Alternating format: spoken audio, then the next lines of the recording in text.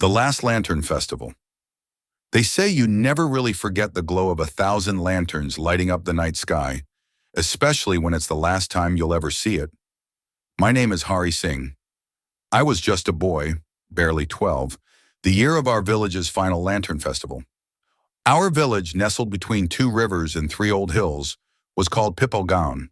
It was the kind of place where morning began with rooster calls and the smell of wood fire, where neighbors were more like family, and where time walked slower. But even in a place so simple, some nights felt magical, and none more than the Lantern Festival. I remember the week before the festival. The air was thick with excitement. Women sat on charpé, weaving lanterns from bamboo and colored paper. Children, myself included, ran errands, fetching glue, ribbons, and tiny clay oil lamps. My father, who rarely smiled, would become a different man during festival time. He'd tie a red turban, hum old songs, and spend hours perfecting the frame of our family's lantern. My mother prepared sweet gujias and malpuas, storing them in big brass tins. And my grandfather, he'd tell us stories of how the Lantern Festival began. Once, he said, there was a time when villagers had no clocks. The festival marked the beginning of the new harvest moon. Lanterns lit up the darkness and guided the spirits of ancestors home.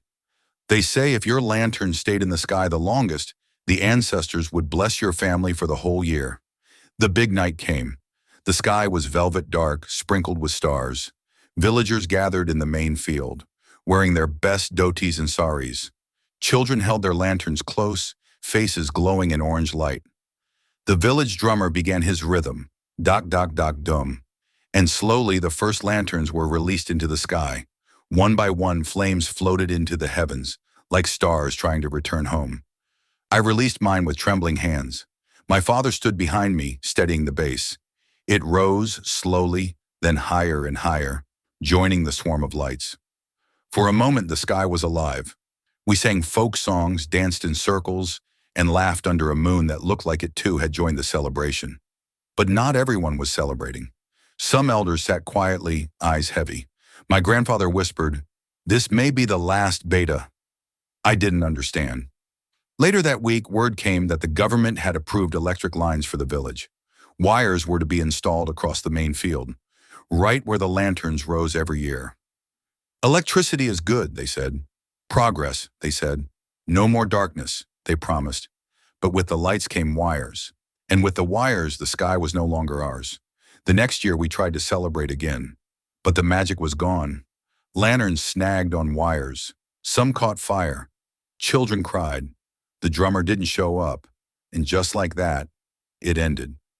No more glowing skies. No more dancing shadows. The Lantern Festival became a story, told in hushed voices around winter fires. Years passed. I moved to the city. My parents grew old. Grandfather passed. One day I came back to the village with my own son. He had never seen a real lantern, only paper ones in shopping malls. That night we sat by the old field, now lined with concrete poles and buzzing wires. And then something unexpected happened. An old man, Ramu Kaka, walked into the field with a bamboo lantern. He smiled at me. "Just one, for old times' sake?" I nodded. Together we lit the lantern. My son watched with wide eyes as it wobbled, then rose, dodging wires, trembling in the wind, and floated just for a few seconds, free in the night.